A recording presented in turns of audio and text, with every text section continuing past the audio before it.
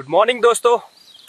आज का जंगल व्लॉग थोड़ा स्पेशल है। सुबह सुबह चाय बन रही है यहाँ जंगल के बीच, और चाय के साथ देखो दोस्तों आटा गूंद रहे हैं।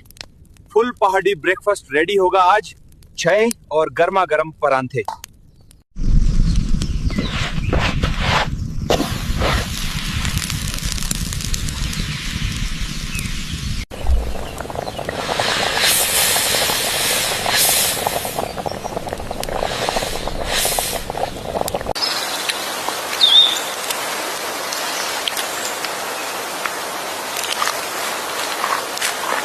दोस्तों व्लॉग पसंद आया हो तो लाइक, फॉलो और सब्सक्राइब जरूर करना।